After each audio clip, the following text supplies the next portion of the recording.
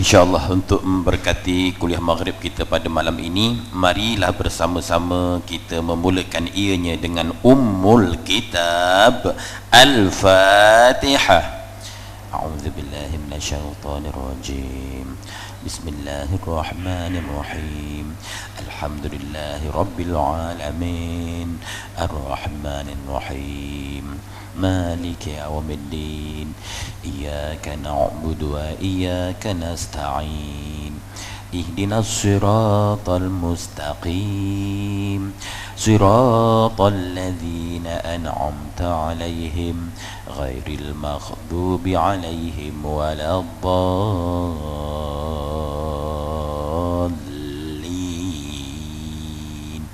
آمين.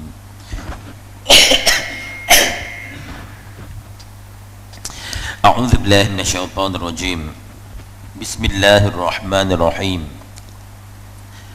إن الحمد لله نحمده ونستعينه ونستغفره ونعوذ بالله من شرور أنفسنا ومن سيئات أعمالنا.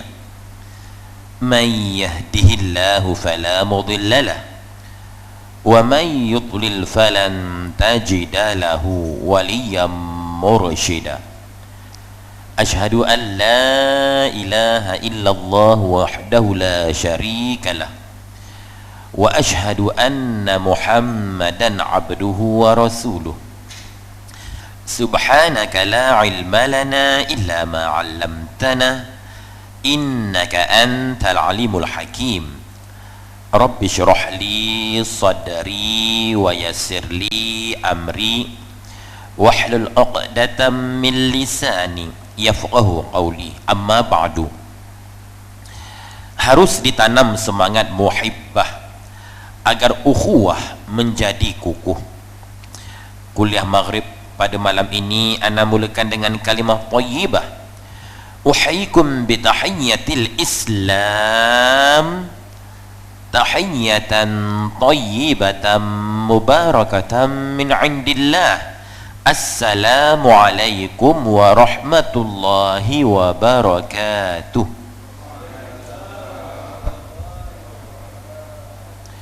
Yang anda muliakan Tuan Imam, barisan tuan-tuan imam, barisan tuan-tuan Bilal, seluruh ahli jawatan kuasa surau ad-diniyah, muslimin muslimat, hadirin hadirat sidang jemaah yang dikasihi oleh Allah Subhanahu wa taala.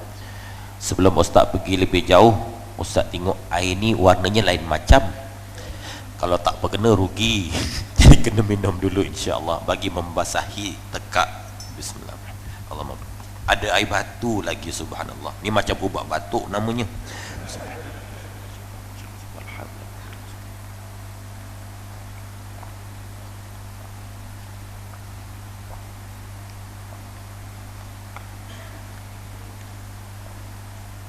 Subhanallah, sungguh enak sekali. Dalam sebuah hadis disebut, idza syariba ahadukum fala yatanaffas fil ina.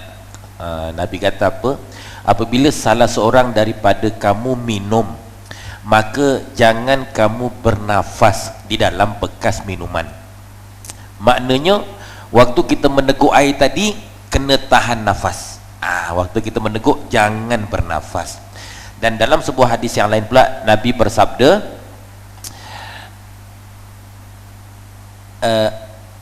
sahabat Nabi berkata, anna Rasulullah sallallahu alaihi wasallam kana yatanaffas salasa.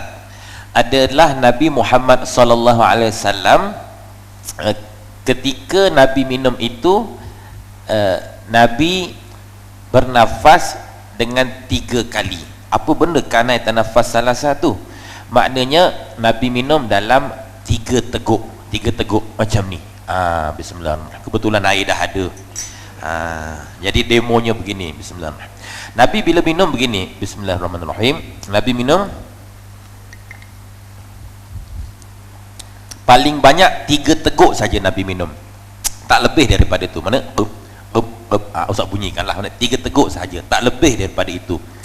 Dan waktu meneguk Nabi tak bernafas, kena tahan nafas. Dan Nabi bila nak minum, Nabi baca bismillah, lepas tu 3 teguk nafas, minta maaf, 3 kali tegukan dengan tidak bernafas, kemudian Nabi melepaskan seketika. Dan Nabi menjauhkan bekas minuman daripada mulutnya tadi. Bila Nabi jauhkan, Nabi sebut alhamdulillah. Kemudian Nabi nak minum lagi, bismillahirrahmanirrahim, Nabi minum lagi.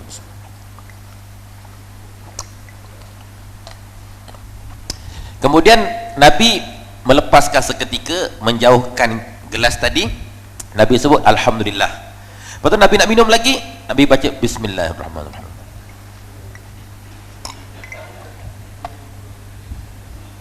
Kemudian Nabi menjauhkan gelasnya, Nabi menyebut alhamdulillah. Begitulah.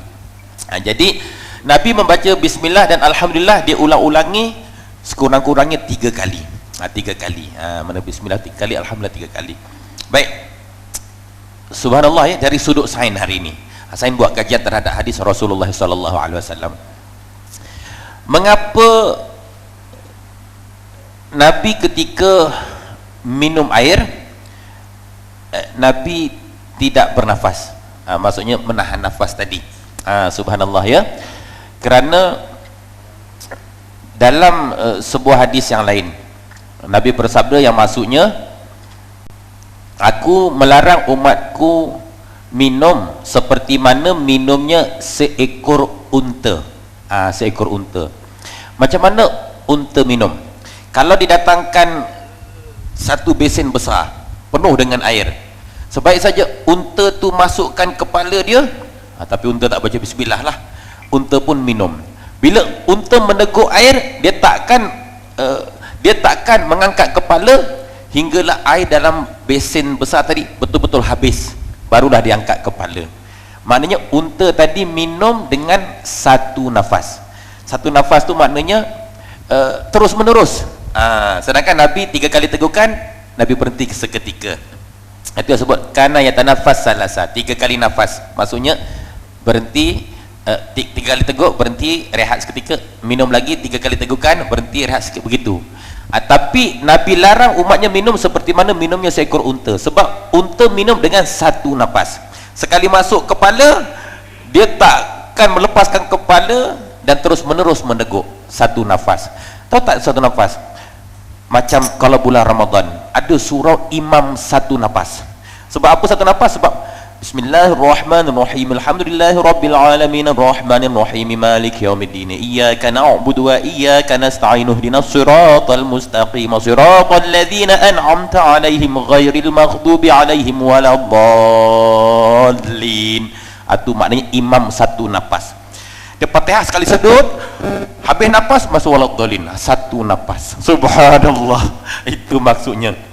Jadi unta sekali dia masuk kepala, dia terus menerus meneguk, tak bagi can punya, habis air baru dia angkat kepala. Jadi Nabi larang kita minum air dalam satu nafas. 3 nafas maknanya beberapa kali henti tadi, dan waktu minum jangan mengambil nafas.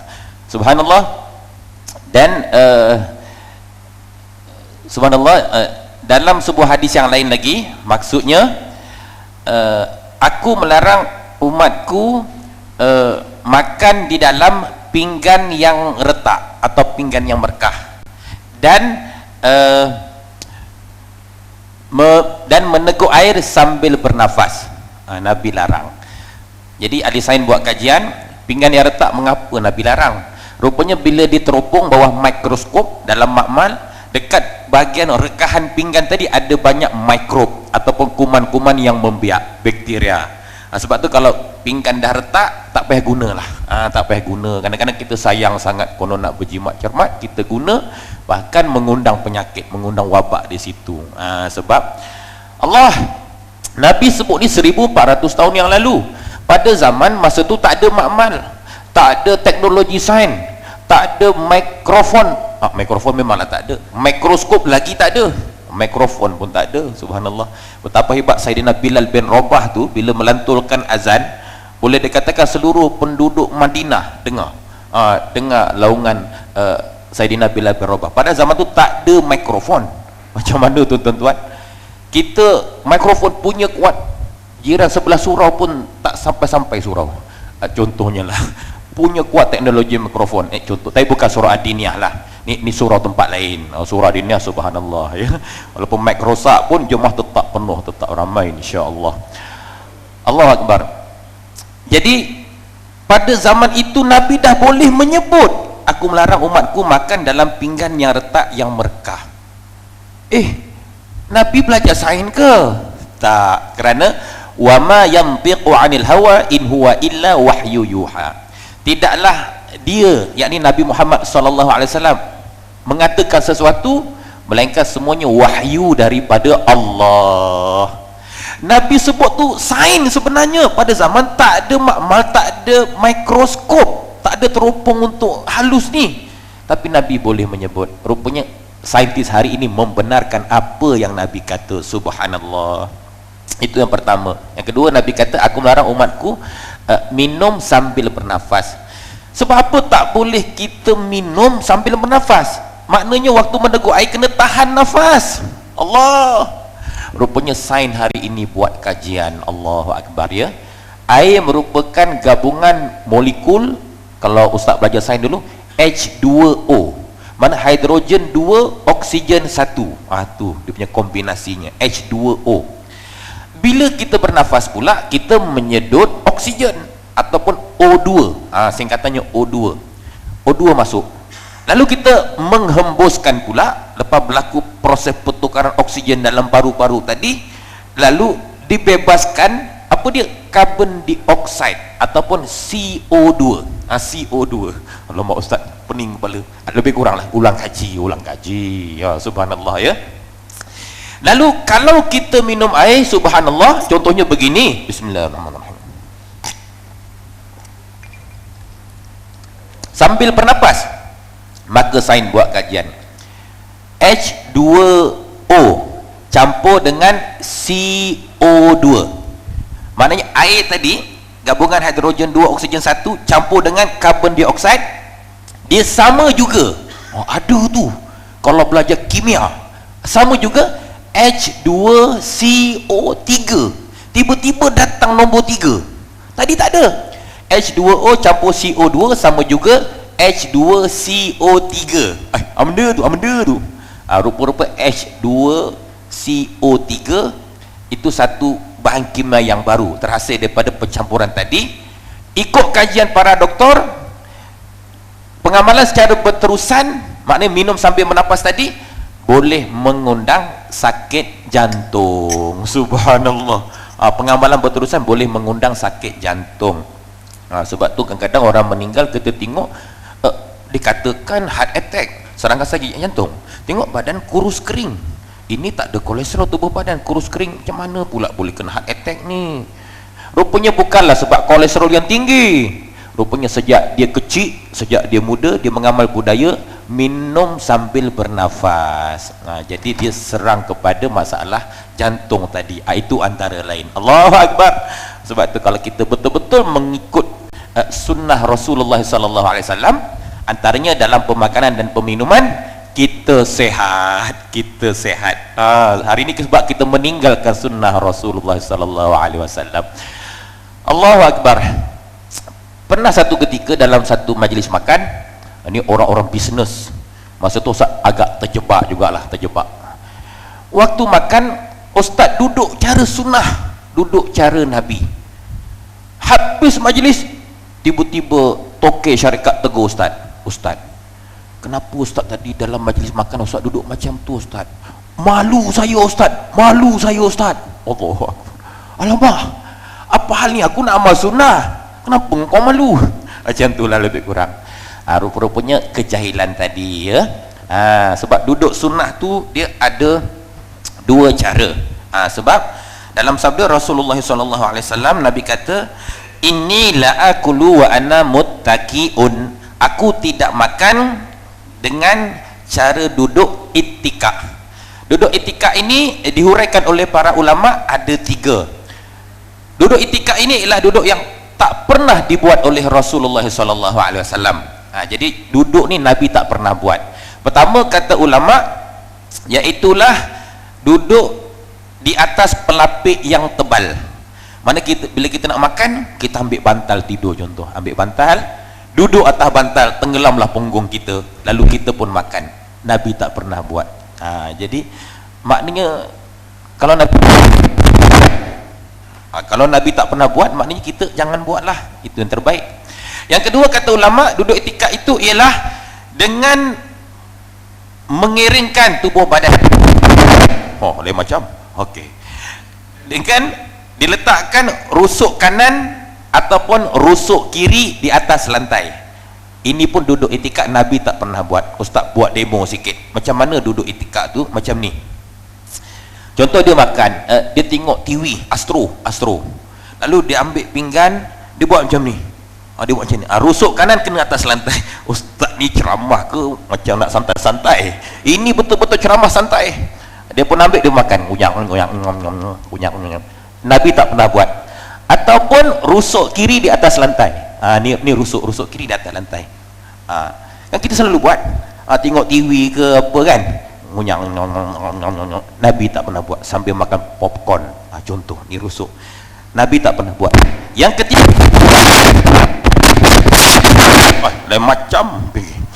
Yang ketiga kata ulama, duduk itikaf ialah macam perang dunia keempat. Okey. Baik. Dia marah ustaz, dalam surau janganlah baring-baring, santai sangat tu. Ini demo nak tunjukkan. Yang ketiga kata ulama, duduk itikaf tu begini, dengan meletakkan telapak kiri di belakang kepala sambil mengunyah. Mana kita makan tu sambil bersandar, cari dinding ke sofa ke set kerusi, kita bersandar macam ni, tangannya letak belakang, kita pun kunyah, ambil remote tekan. Tak habis cerita ni, ambil remote tekan. Contoh macam tu. Jadi 3 cara duduk ni namanya duduk itikaf. Nabi tak pernah buat. Masya Allah.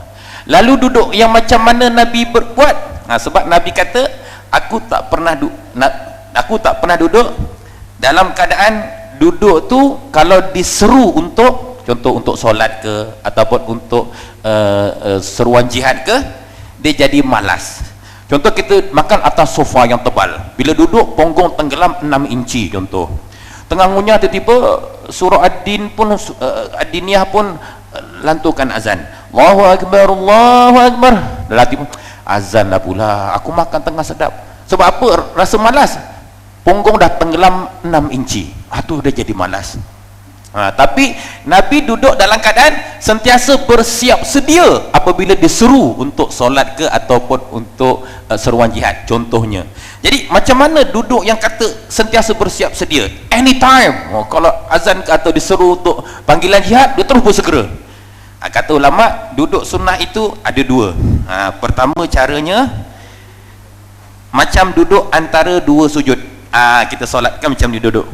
Ni duduk sunnah, macam ni caranya. Macam ni cara. Dan kalau ikut sirah yang kita kaji apa semua, Nabi tak pernah makan duduk bersila. Lain macam bunyi. Yang sabar. Rupanya duduk bersila ni budaya orang kita Melayu. Tapi adakah salah? Tak salah. Sebab dalam kaedah usul fiqh, al-adatu muhakkamatun. Adat sesuatu tempat tu kadang-kadang dia menjadi suatu hukum dalam kaedah fiqh. Jadi kalau adat di Malaysia bersila tu suatu akhlak yang baik, suatu kesopanan, maka dia diterima oleh hukum. Maknanya tak ada masalah duduk bersila. Cuma Nabi tak pernah duduk bersila. Subhanallah. Jadi macam mana duduk cara Nabi? Pertama macam ni, duduk antara 2 sujud. Jadi kita pun makan.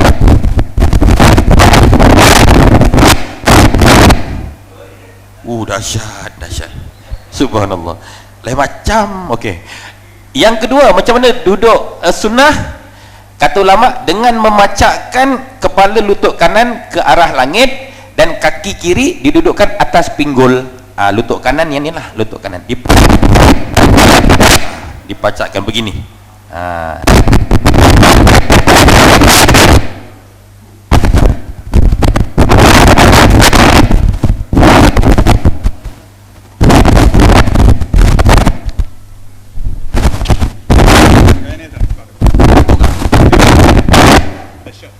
Ada shot. Jangan ustaz shot sudah. okey. Alhamdulillah. Mic shot tak apa, jangan ustaz pula shot dengan current. Okey. Ni kepala lutut dipacakkan ke arah langit. Macam ni. Kemudian kaki kiri didudukkan atas pinggul. Biasa kalau kita tengok jemaah tabligh atau kita selalu menyertai jemaah tabligh, macam inilah cara makan yang mereka amal begini. Subhanallah, dua cara saja. Pertama, duduk macam ni antara dua sujud. Yang kedua, memacakkan kepala lutut ke arah langit. Adapun makan atas kerusi atas meja, itu memang bukan ikut sunnah lah sebenarnya. Ya. Baik. Jadi yang Ustaz nak cerita tadi tu, dalam majlis tu Ustaz makan duduk macam ni. Jadi token syarikat tadi masa dah habis majlis dia jumpa Ustaz, dia kata kenapa Ustaz duduk macam tu? Malu saya Ustaz. Astagfirullahalazim. Nanti kata ada juga manusia akhir zaman begini. Ya Allah. Dia malu. Sebab orang mungkin semua duduk atas kerusi. Ustaz duduk macam ni, dia malu. Ya Allah, nampak kejahilan tengok. Kejahilan sebab apa? Mungkin tak pernah mengaji, mungkin tak pernah dapat pendedahan atau sebagainya. Sedangkan kita nak amal sunnah. Benarlah ya, mengamalkan sunnah di akhir zaman ini seumpama menggenggam bara api. Ni akhir zaman amal sunnah, menggenggam bara api. Macam-macam tuhmaan, macam-macam penghinaan, subhanallah. Sebab itulah kalau orang boleh mengamalkan sunnah di akhir zaman ini, umpama pahala 1000 kali mati syahid. Seumpamanya begitu. Betapa besarnya cabaran nak amal sunnah di akhir zaman ini. Sampai duduk macam ni pun dipandang serong. Sedangkan kita nak amal sunnah Rasulullah SAW. Baik, apakah kelebihan kita duduk sunnah begini? Contoh ya, apakah? Telah dibuat kajian, subhanallah. Pertama, bila kita duduk begini kita makan, sebaik saja kita rasa kenyang, kita berhenti makan. Bila kita bangun, sesungguhnya makanan baru memenuhi 1/3 perut.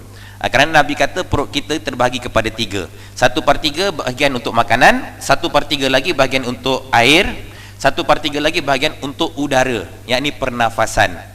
Lalu kalau kita makan duduk cara sunnah tadi, sebaik saja rasa kenyang kita berhenti, kita bangun, perut kita makanan baru memenuhi 1/3 sahaja. Masih ada lagi ruangan untuk air dan untuk udara. Tapi contoh kalau kita makan duduk atas kerusi, kita makan betul-betul kenyang, sebaik saja kita berhenti makan, kita bangun, boleh jadi makanan sudah memenuhi 3/3 perut. Ruangan untuk air dah tak ada, ruangan untuk pernafasan tak ada. Sebab tu kalau kita makan atas kerusi, kita makan sampai kenyang, bila kita bangun kadang-kadang kita tercungap-cungap. Sebab apa? Perutnya sudah melebihi muatan. Tadi dah dipenuhi 3/3 ruangan untuk makanan, tiba-tiba dia minum pula air. Dia minum pula air. Itu kadang-kadang dia jadi macam belon yang ditiup. Belon tu udara dah cukup, tapi ditiup jadi belon tu pun kembang. Subhanallah. Sebab itulah para ulama tak suka makan banyak. Sebab makan banyak ini mengundang buroi. Buroi itu maknanya perutnya lebih menonjol daripada dada. Lebih menonjol. Boroi. Perut lebih menonjol daripada dada.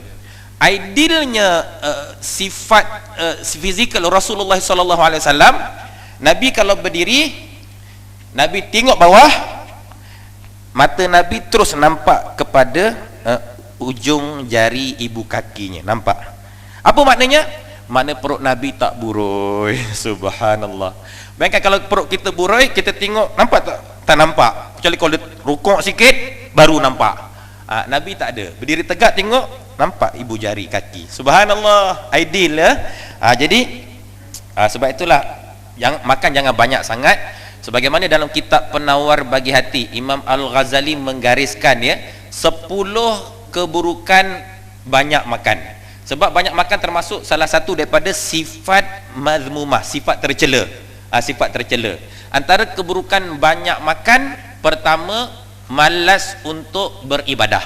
Memang malas ibadah. Yang kedua, malas berfikir. Sebab itulah dia nak hadir majlis ilmu ke, nak fikir tentang kebesaran Allah, apa saja dia malas. Dia malas. Yang seronok main game, tengok TV, baring-baring, sebab otak tak boleh berfikir. Yang ketiga, keburukan banyak makan lagi, menjadi banyak tidur. Banyak tidur. Bila banyak makan, banyak tidur. Masya Allah. Antara keburukan lain lagi, bila banyak sangat makan, mengundang pelbagai masalah penyakit, macam-macam, terlebih masin, darah tinggi, terlebih manis, kencing manis, terlebih apa lagi, masam, darah rendah pula turun, terlebih lemak-lemak kolesterol, lemak jantung. contoh. Jadi banyak, subhanallah. Baik, jadi kebaikan pertama duduk sunnah tadi, sebaik saja kita rasa kenyang, kita berhenti, makanan baru memenuhi 1/3. Jadi ada ruang untuk air, ada ruang untuk pernafasan. Yang kedua, contoh kita duduk begini, kita amalkan dalam kehidupan, insya-Allah sepanjang hidup kita akan terhindar daripada penyakit yang namanya appendix. Pernah tengok orang kena appendix? Ada ustaz pernah kena operation appendix. Appendix tu dia bahagian perut sebelah kanan bahagian bawah. Ni perut kanan bawah sini akan dibedah. Rupa-rupanya bila kita duduk cara sunnah begini, kantung appendix tadi automatik akan tertutup. Pintu kantung appendix automatik akan tertutup. Kan ni kaki kanan kita bengkokkan, kita lipat. Bila kita duduk begini, pintu kantung appendix automatik tertutup. Jadi kebarangkalian untuk dimasuki benda-benda asing, macam rambut ke, macam biji cili ke, macam biji jambu batu tu takkan terjadi. Tapi kalau kita makan atas kerusi ke, makan duduk bersila ke, kebarangkalian nak kena appendix tu mungkin sebab pintu appendix tu, pintu kantung appendix terbuka. Jadi bila-bila dia terdedah untuk menerima apa juga benda asing. Tapi bila duduk begini selamat, sebab pintu tu tertutup terus. Jadi apa masuk pun dia takkan terlekat, takkan termasuk dalam kantung itu. Subhanallah, tengok hikmahnya. Hikmahnya sangat-sangat banyak. Allahu Akbar. Allahu Akbar. Jadi tuan-tuan, puan-puan, hadirin hadirat muslimin muslimat yang dikasihi oleh Allah Subhanahu wa taala. Itu sebagai intro lah, ya. Sebab mukadimah tadi ustaz minum air. Jadi minum air, ceritalah sikit sunnah minum air, sunnah pemakanan sikit-sikit.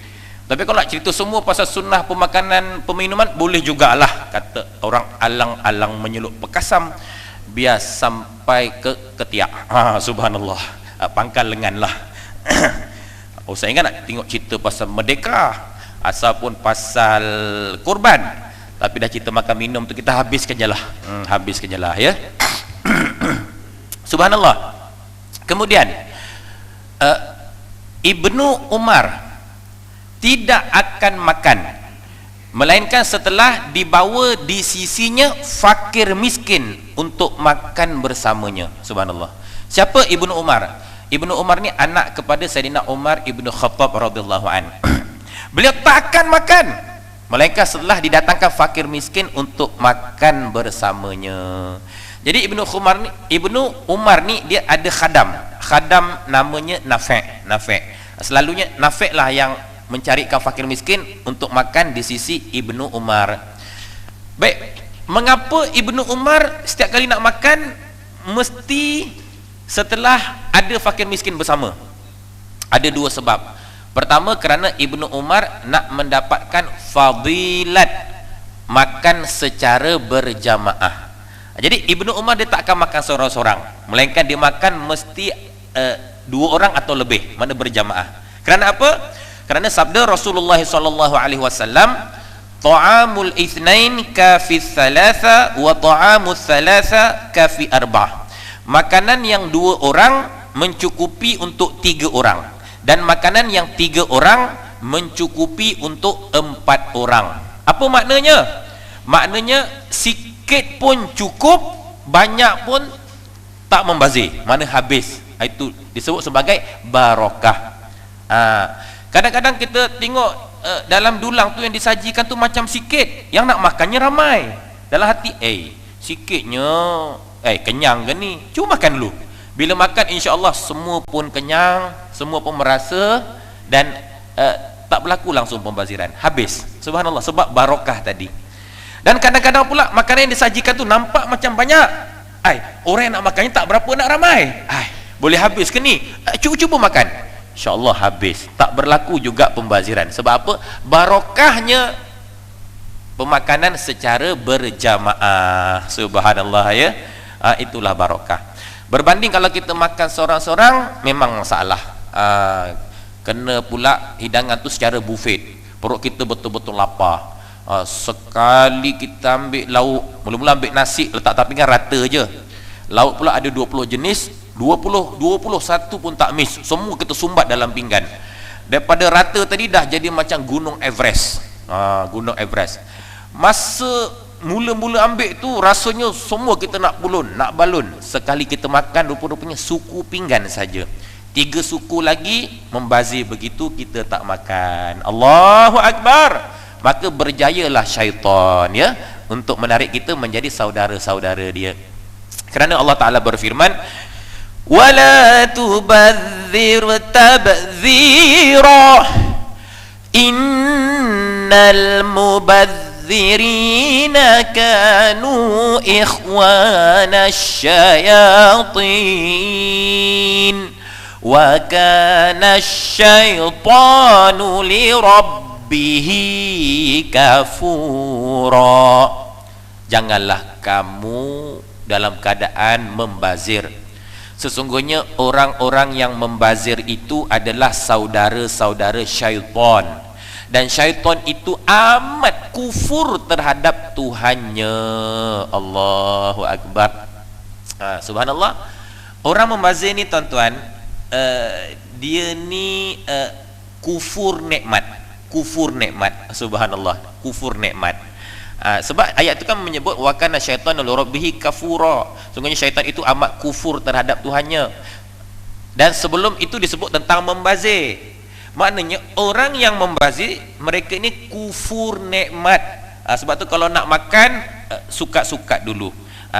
Kita fikir dulu, jangan ikut hawa nafsu. Nafsu memang dia nak balun semua, tapi hakikatnya kita tak berupaya nak habiskan. Akhirnya kita jadi saudara-saudara syaitan. Dan bila kita nak ambil tu, ingat saudara-saudara kita yang sekarang mengalami kebuluran di Afrika, di Somalia, di selatan Sudan, di sebahagian negara Afrika. Ketiadaan langsung air, kadang-kadang lopak-lopak air, becak-becak tu mereka ambil untuk mereka minum. Aliran air dalam longkang yang jelek, yang jijik itu mereka ambil untuk mereka minum. Bahkan ada di antara mereka setiap kali nak buang air kecil terpaksa menadah air kencing mereka untuk diminum demi sebuah survival, disebabkan ketiadaan langsung air untuk mereka minum tadi. Masya Allah. Dan tong-tong sampah, tempat-tempat perkumbahan dan apa saja mereka rungkai sebab nak mencari sesuap nasi, sesuap makanan untuk meneruskan kehidupan. Lalu kita pula dekat sini, makanan kita buang-buang, kita membazir. Kalaulah orang-orang saudara kita yang kebuluran itu jumpa, ya Allah, alangkah kecil hati, alangkah teguris hati. Daripada kita membazir buang-buang, lebih baiklah kita sedekah untuk mereka. Contohnya begitulah. Jadi bila kita fikir itu semua, kita insaf, maka kita takkan jadi hamba Allah yang kufur nikmat, ya, kufur nikmat. Maka orang yang membazir itu dia saudara-saudara syaitan. Na'udzubillah min dzalik. Jadi makanan yang 2 orang mencukupi untuk 3 orang, dan makanan yang 3 orang mencukupi untuk 4 orang. Dan kita yang hidup berkeluarga, kalau boleh di rumah tu jangan makan seorang-seorang. Makan bersama isteri kita, makan bersama anak-anak kita. Dan sesungguhnya makan secara berjamaah berkeluarga itu juga, di situ salah satu kunci kebahagiaan rumah tangga. Subhanallah. Kadang-kadang sebab apa rumah tangga kita suram, rumah tangga kita tak ada keceriaan? Kerana masing-masing tak mengamalkan sunnah. Makan masing-masing, nafsi-nafsi. Si mak makan dekat dapur, bapa makan depan TV, anak makan dalam bilik. Ya Rabbi, alangkah cantik kalau setiap hari ambil masa untuk kita berkumpul dengan keluarga. Nak kata buat bayan, mungkin kita baca taklim, macam orang tabligh buat, usrah ke, jauh sekali. Ni makan pun tak boleh nak berkumpul, macam mana?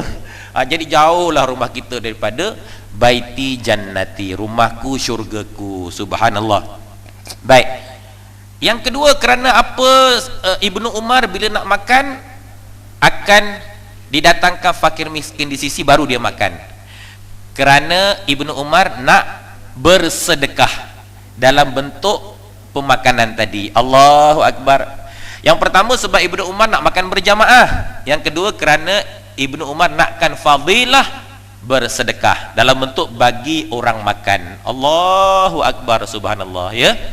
Kerana sabda Rasulullah sallallahu alaihi wasallam, "Ayyuhan nas, afshus salam wa at'imut ta'am wasilul arham wa sallu wan nasu niyam tadkhulul jannah bisalam." Kata Nabi apa? Wahai manusia, sebarkanlah ucapan salam dan berilah makan dan hubungkanlah tali silaturahim dan bersembahyanglah di waktu tengah malam ketika mana orang lain nyenyak tidur. Kamu akan masuk syurga dengan penuh keselamatan. Allahu Akbar. Lalu dalam hadis ini ada 4 anak kunci pintu syurga. Yang pertama apa? Afsyus salam, panjang-panjangkan salam, sebarkan salam. Ya Allah, ucapan salam ni mudah tuan-tuan, tapi kenapa mulut kita berat?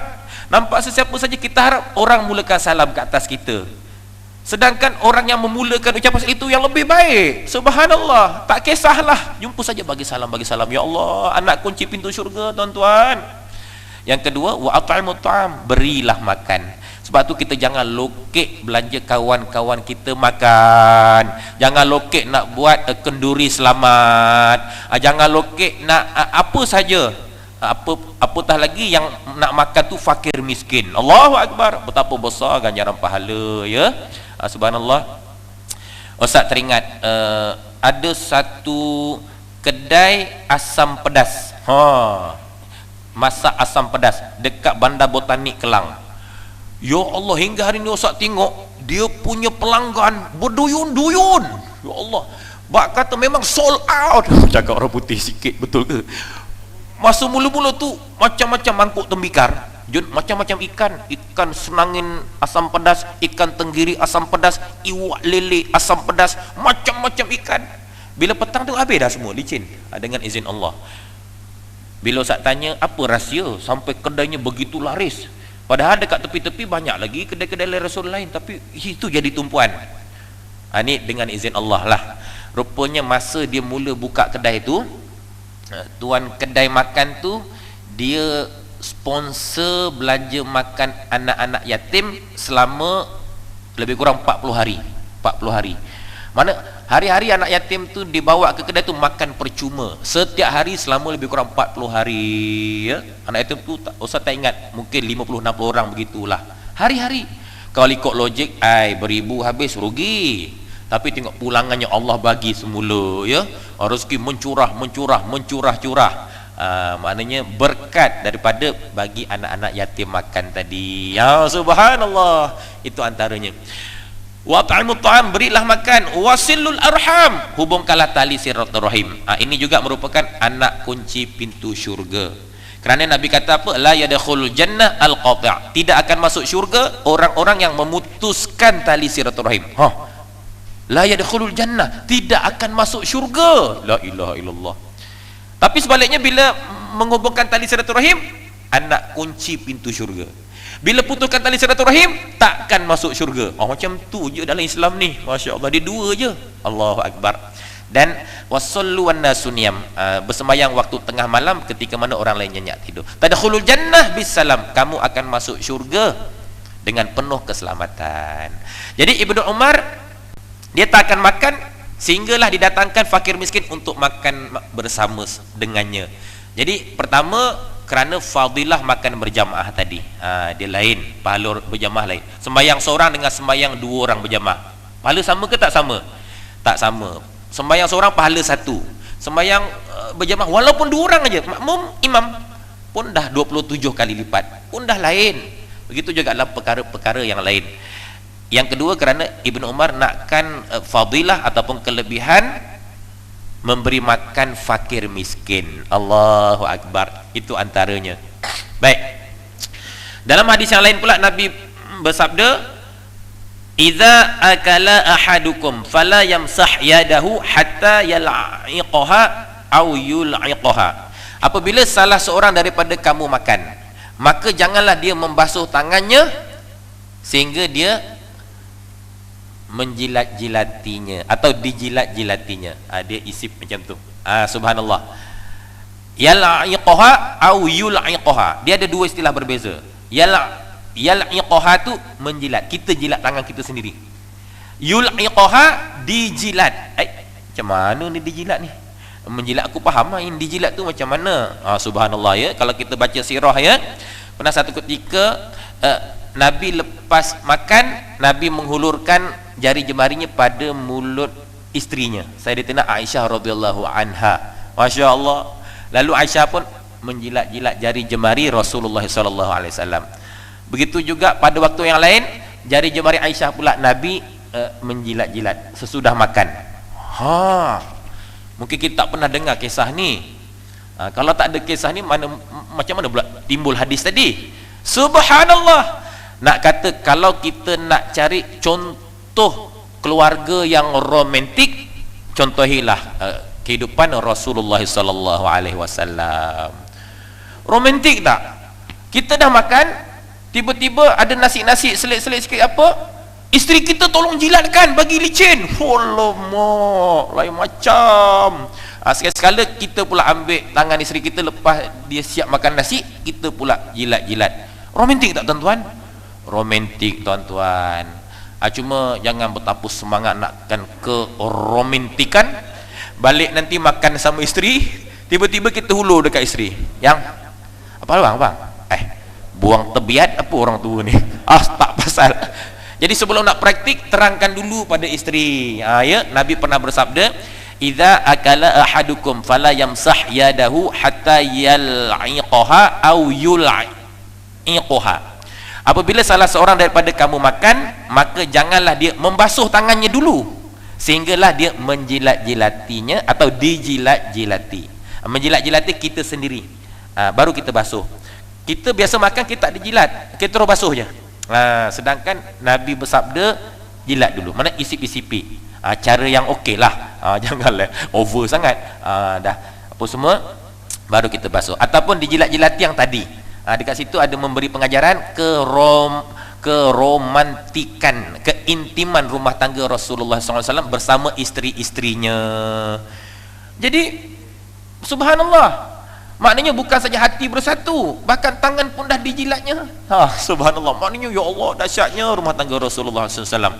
Baik, ikut kajian sains, rupanya pada tangan kita ini dia mengeluarkan sejenis enzim yang merupakan penghadaman pertama sebelum penghadaman yang dirembeskan enzim daripada tekak kita dan juga usus kita. Sebab itu orang yang mengamalkan cara makan menggunakan tangan, penghadamannya jauh lebih bagus daripada orang yang mengamalkan budaya makan guna sudu dan garpu. Subhanallah, tengok penghadaman jauh lebih bagus.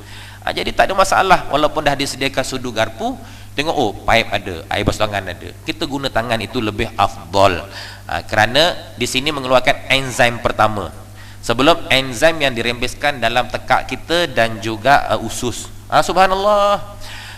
Buktinya begini tuan-tuan, kita ambil 2 periuk nasi. 2 periuk nasi. Satu nasi kita ambil senduk, kita kacau-kacau, kita biarkan. Satu periuk lagi kita guna tangan, kita ramah-ramas nasi tadi, kita biarkan sampai besok. Agak-agak besok kita tengok mana yang akan basi dulu. Yang guna senduk ke guna tangan? Guna tangan. Apa maknanya? Maknanya begini, bila kita guna tangan, dia ada enzim. Enzim itu akan mengaktifkan kuman-kuman baik ataupun bakteria-bakteria yang baik. Jadi bakteria tadi pun teraktif, maka makanan itu cepat basi. Dengan kata lain, kalau kita makan menggunakan tangan, makanan yang masuk dalam usus tadi lebih cepat dihadamkan berbanding kalau kita guna sudu dan garpu. Kerana tindak balas enzim tadi mengaktifkan kuman-kuman baik. Itu yang orang Jepun buat vitagen, vitagen culture. Itu semua sebab nak mengaktifkan kuman baik tadi. Jadi ada kuman jahat, ada kuman baik. Yang kita nak pakai ni kuman baik. Macam ni lah, kan ada istilah LDL, ataupun HDL. LDL tu apa? Low density lipoprotein. HDL pula apa? High density lipoprotein. Sebab apa kita ni digalakkan makan jenis yang ada minyak omega 3? Contohnya dari ikan salmon, kan dia ada omega 3. Sebab dia ada asid lemak, EPA dan DHA. Dia boleh mencairkan kolesterol dalam badan. Sebab apa kita ni elok amal minyak zaitun? Kadang-kadang kita fikir, kalau aku minum minyak zaitun pagi 2 sudu, malam nak tidur 2 sudu, bertambah minyak lah dalam badan aku, kan mudah pula naik minyak. Fikir logiknya begitu. Tapi rupa-rupanya minyak zaitun itu dia dipenuhi dengan kolesterol yang baik. Dan kolesterol yang baik ini dia akan bertindak memusnahkan kolesterol yang jahat, bad kolesterol, yang mengundangkan penyakit lemah jantungnya, kesumbatan arteri apa semua tu kolesterol jahat. Kolesterol jahat. Bila masuk kolesterol baik, dia akan bunuh kolesterol jahat, maka sihatlah kita. Dia macam ni lah, tentera jahat dan tentera baik. Tentera jahat ni sifatnya nak memusnah, nak merosak. Kena utus tentera baik untuk dibunuh semua tentera jahat, lalu dia memelihara keamanan. Begitulah perumpamaannya. Subhanallah. Jadi jadi jangan tak jadi. Apa Ustaz cerita ni? Ustaz pun lupa. Subhanallah. Itu tentang kolesterol. Okey, Ustaz nak cerita mana? Ustaz pernah lupa ni. Ya Allah. Cerita penuh penghayatan. Lepas tu terkonak-konak lupa pula. Jadi kebaikan kita makan mengguna tangan, ya. Subhanallah. Dia penghadaman lebih cepat berbanding guna sudu dan garpu. Subhanallah, ya. Kalau kita tengok dalam hadis yang lain lagi,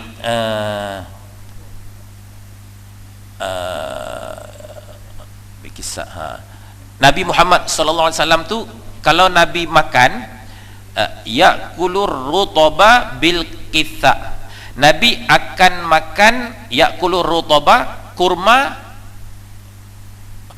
wal kitha, dan juga kitha ni timun. Okey. Sebab apa bila ada Nabi menyebut yang Nabi makan yakulur rutaba bil kitha, makan kurma dan timun? Ibnu Qayyim Al-Jauziyah dalam kitab Tibbun Nabawi merumuskan, maknanya keharusan kita makan lebih daripada 2 jenis lauk. Jadi lauk kalau ada pelbagai jenis pun tak ada haram hukumnya, bahkan harus. Yang kedua, ikut kajian Ibnu Qayyim Al-Jauzi, bila Nabi makan kurma dan juga timun, maka di situ ada 2 unsur. Ini dari segi kaedah perubatan Islam. Kurma sifatnya panas, manakala timun sifatnya sejuk. Rupanya sebaik-baik kalau kita makan sesuatu yang berunsur panas, kita kena gabungkan dengan sesuatu yang berunsur sejuk, barulah makanan tu seimbang, baru kita sihat. Subhanallah. Di sini rupanya pengkaji perawatan Islam, dia mengkaji, makna kalau kita nak mengenakan ubat-ubatan pada seseorang, kita mula-mula kena tengok kondisi tubuh badan, sama ada badan dia sejuk ke atau panas. Ustaz kongsi sikit lah ilmu Ustaz dah belajar, ya. Nak tahu badan kita panas mudah, antaranya kita buat 3 jari begini, kita tekap pada nadi kita di pergelangan tangan begini. Kita tekap begini. Begini. Kita tekan kuat-kuat sikit. Kalau terasa denyutan nadi itu kuat, itu menunjukkan dalam badan kita panas. Tapi kalau kita tekan, denyutan nadi kita macam tak terasa, itu bukanlah artinya dah meninggal dunia, sebab kita masih hidup. Itu menunjukkan dalam badan kita sejuk. Okey. Itu cara pertama. Cara kedua, kita jelikan lidah kita. Buat macam ni. Contoh, tengok cermin lah, ataupun kawan kita tolong tengok ke. Kalau lapisan permukaan lidah tu macam ada selaput putih, ada warna keputihan, itu menunjukkan dalam tubuh badan kita sangat-sangat panas. Tapi kalau kita tengok permukaan lidah tu normal, merah macam biasa, itu menunjukkan dalam tubuh badan kita suhunya sejuk ataupun biasa-biasa. Rupa-rupanya dalam kaedah perawatan Islam, nak mengenakan sesuatu ubat pada seseorang, kena tengok suhu badan. Kalau dia tu dalam situasi sejuk, kita kena bagi ubat-ubatan yang bersifat panas. Kalau situasi tubuh badannya panas, kita kena bagi ubat-ubatan yang bersifat sejuk. Baik, apakah ubatan-ubatan yang bersifat panas, apakah ubat-ubatan yang bersifat sejuk? Ataupun kita seimbangkan tadi. Okey, yang panas kalau dalam pemakanan sunnah iaitulah madu asli. Madu asli panas. Apa lagi yang panas? Habbatus sauda. Habbatus sauda panas. Apa lagi yang panas? Minyak zaitun panas. Apa lagi yang panas? Ini tumbuhan akar kayu yang ada di Malaysia. Tongkat ali. Tongkat ali panas. Ya. Sebab itulah ada orang kadang-kadang dia mengadu, ustaz, saya lepas makan semalam suplemen, ustaz, saya tak boleh tidur malam. Apa yang anda makan? Dia makan, ana makan madu, ana makan habbatus sauda, ana makan tongkat ali. Jadi semuanya bersifat panas. Memang menongkat sungguh malam tu. Ialah madu panas, habbatus sauda panas, tongkat ali panas. Memang dia tak dapat tidur malam. Sebab panas betul. Rupanya caranya mudah saja. Kalau kita makan jenis suplemen atau makanan sunnah yang bersifat panas, caranya kita kena banyak minum air. Sebab air ni dia akan menyejukkan. Banyak minum air. Sebab tu kalau kita tahu situasi badan kita, mudah. Maknanya sama ada banyak minum air ataupun kurangkan dos. Sebab orang kata, ustaz, saya nak minum madu ni satu malam satu sudu ke dua sudu. Sebenarnya dia bergantung pada seseorang. Tak boleh kita kata mesti dua sudu, tak boleh. Ada orang kadang-kadang dia hanya perlu setengah sudu je. Sebab badannya bersifat panas. Kalau badannya bersifat panas, dia perkena pula dua sudu, tu yang tak boleh tidur malam. Tapi kalau kita tengok kondisinya jenis sejuk. Kalau jenis sejuk, dia boleh minum sampai dua sudu. Tapi kalau jenis panas, tak boleh minum dua sudu. Dia kena kurang daripada itu. Ataupun kalau nak juga dua sudu, dia kena gandakan lagi pengambilan air. Itu antaranya, subhanallah. Begitu juga kalau kita nak tahu batuk. Batuk ni ada dua. Satu batuk sejuk, satu batuk panas. Macam mana nak tahu orang batuk panas? Orang yang batuk panas, bila dia batuk, tak keluar kahak. Tak keluar kahak dan putih matanya berwarna merah. Putih mata tepi hitam tu ada kemerahan urat-uratnya. Itu batuk jenis panas. Manakala batuk jenis sejuk pula, bila batuk keluar kahak, keluar kahak yang banyak, itu batuk jenis sejuk. Cara pengubatannya berbeza. Kalau orang batuk jenis panas, antaranya dia ambil madu asli campur dengan gula batu. Gula batu. Kerana gula batu sifatnya menyejukkan. Adapun orang jenis batuk sejuk pula, ambil madu asli diperah dengan limau nipis. Perah dengan limau nipis. Itu antara kaedah pengamalan sunnah lah, cara tradisional. Allahu Akbar. Baik, jadi subhanallah, kalau kita dah makan herba-herba bersifat panas, sebaik-baiknya kita kena imbangi dengan herba-herba yang bersifat sejuk.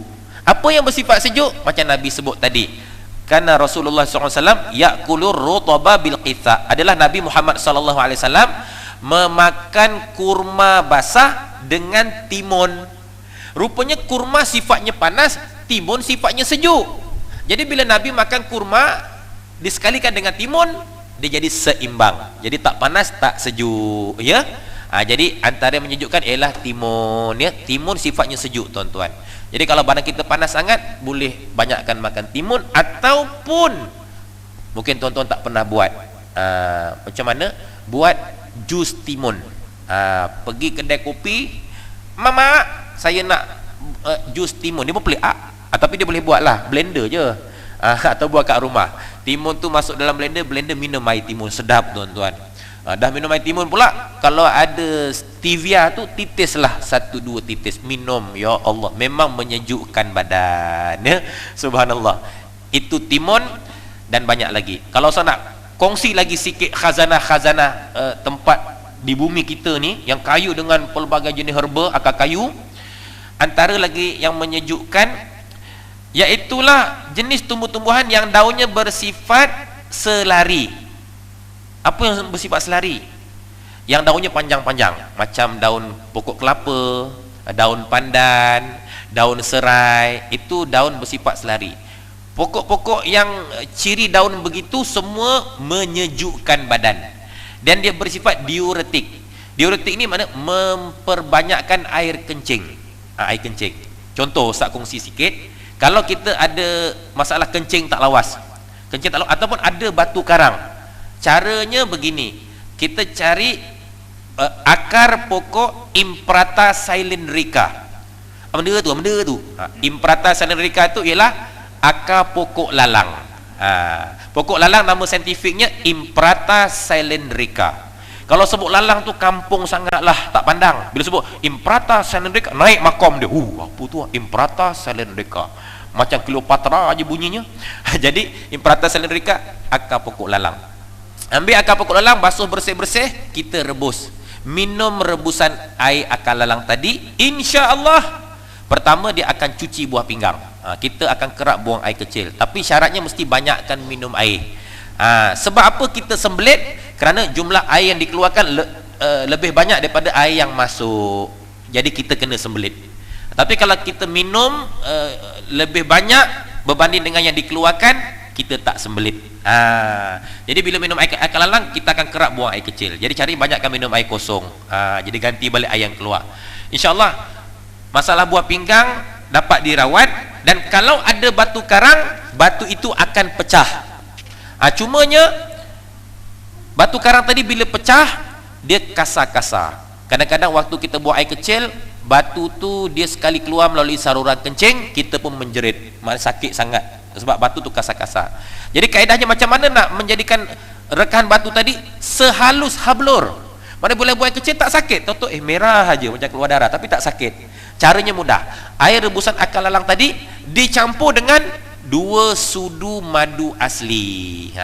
Akar lalang memecahkan batu karang, madu asli tadi menghaluskan pecahan batu tadi sehalus hablur, hingga menyebabkan kita kencing tak sakit. Ini kaedah tradisional.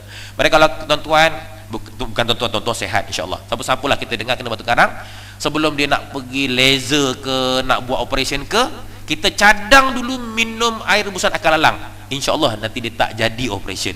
Subhanallah, tak jadi operation atau laser. Yalah, bukan tak boleh nak laser operation, kos dia tinggi. Sedangkan akar lalang free. Naik motor, banyak lalang, tak ada orang petik ke, ambil lah, rebus free tuan-tuan. Kalau nak laser tah 3,000 4,000, contohnya lah. Baik, itu antaranya. Dan apa lagi? Air kelapa. Air kelapa ni bersifat antidot. Sebab tu kalau orang keracunan, cepat-cepat minum air kelapa, dia akan menawarkan segala racun yang ada. Sebab tu kalau kita makan Panadol atau makan ubat hospital, lepas tu kita minum air kelapa, maka kekuatan ubat hospital tadi semua tawar semua, tak ada fungsi. Itu kekuatan air kelapa. Subhanallah, ya.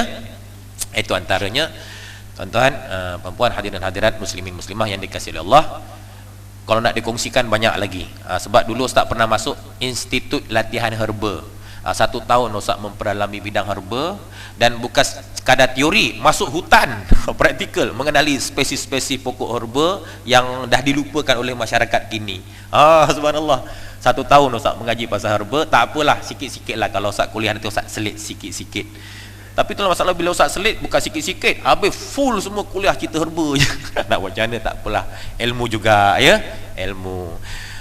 Baik, sebab asal kejadian manusia itu daripada tanah. Jadi bahan-bahan yang berunsurkan tanah itu sebenarnya paling serasi dengan tubuh kita. Kita jadikan pada tanah, dan pokok-pokok tu semua pula dia tumbuh daripada tanah, menyedut segala mineral apa semua, magnesium, potasium, kalsium, ium tu semua tu daripada tanah. Kita pun kalau dikaji pun itu juga benda-benda yang ada dalam unsur badan. Jadi rupanya bila kita dijadikan daripada tanah, dan benda yang paling serasi sesuai dengan tubuh badan juga daripada tanah. Tanah, bila kena tanah, insya-Allah ada dia punya penyelesaian dengan izin Allah. Allahu akbar tuan-tuan. Jadi setakat ini maknanya tu merdeka juga tu, merdeka. Kita merdekakan diri daripada belenggu bahan-bahan kimia, ya, bahan-bahan berdasing yang ada, kepada yang bersifat alamiah, insya-Allah. Wallahu alam. Jam pun sudah menunjukkan pukul 9. Pukul 9. Siang tadi merdeka yang keberapa Ustaz pun tak ingat, 39 ya. Lebih kurang lah. Tak pernah pula Ustaz nak menghafalnya. Dan semalam semalam 30 Ogos hari jadi ustaz. Nak khabar hari jadi ustaz semalam 30 Ogos. Maka genaplah usia ustaz hari ini 34 tahun. Terbalik 43 tahun. Nah, terbalik pula 43 tahun. Itulah pejam celik dah tua rupanya, subhanallah ya. Andai kata Allah anugerahkan usia yang panjang, tak lama lagi kita sebayalah. Subhanallah. Jadi hargailah waktu hidup. Kerana Imam Al-Ghazali kata, barang sesiapa yang mensia-siakan waktu hidupnya walaupun sesaat, dia akan terpaksa menghadapi penyesalan yang berpanjangan di hari akhirat kelak. Nak kata betapa berharganya masa. Dan kita duduk dalam surah Ad-Diniyah malam ini antara bentuk-bentuk kita menghargai masa. Allah, kita tak sia-siakan begitu sahaja ya. Kita penuhi dia dengan majlis-majlis ilmu, majlis-majlis zikrullah. Kerana Nabi kata semua manusia itu dilaknat. Manusia ni, dunia ni kata Nabi semua dilaknat kecuali orang-orang yang zikrullah. Antara zikrullah inilah majlis ilmu. Subhanallah, kita tak dilaknat, kita terkecuali. Subhanallah. Yang kedua, orang-orang yang belajar. Jadi kita ni belajar juga atau ulang kaji, tak dilaknat. Yang ketiga, orang-orang yang mengajar. Itu saja. Subhanallah. Selebihnya semua dilaknat. Bahkan Imam Al-Ghazali kata semua manusia rosak. Alamak, semua manusia rosak kecuali orang-orang yang berilmu. Ada tambahan lagi, semua orang-orang yang berilmu rosak. Alamak, dah berilmu pun rosak lagi. Alamak, kecuali orang-orang yang beramal. Lega sikit. Lepas tu Imam Ghazali kata semua orang-orang yang beramal rosak. Alamak, dah beramal pun rosak kecuali orang-orang yang ikhlas. Allahu Akbar. Sebab itulah Allah Ta'ala berfirman, mukhlisina lahuddin wa ma umiru illa liya'budullah mukhlisina lahuddin. Tidaklah aku diperintahkan untuk menyembah akan Allah dalam keadaan hati yang benar-benar ikhlas. Allahu Akbar. Innamal a'malu binniyat. Itu hadis pertama riwayat Imam Muslim dan juga Bukhari tentang niat. Ikhlaskan hati, mudah-mudahan. Wallahu alam. A'udzubillahi minasyaitonir rajim. Bismillahirrahmanirrahim. Alhamdulillahirabbil alamin. Allahumma shalli ala sayyidina Muhammad. Allahumma iftah alaina futuhal arifin warzuqna fahman nabiyyin bi jahi khatamil mursalin. Allahumma faqihna fid din wa 'allimna at-ta'wil wahdina siratal mustaqim. Allahumma arinal haqqan haqqan warzuqna ittiba'ahu wa arinal batila batila warzuqna ijtinabah. Allahumma inna na'udzubika min 'ilmin la yanfa' wa min qalbin la yakhsha' wa min 'ainin la tadma' wa min nafsin la tashba' wa min du'ain mustajab lah. Rabbana atina fid dunya hasanah wa fil akhirati hasanah wa qina adzaban nar wa qina adzaban nar wa qina adzaban nar. Wassallallahu ala sayyidina Muhammad wa ala alihi wa sahbihi barak wasallam walhamdulillahirabbil alamin.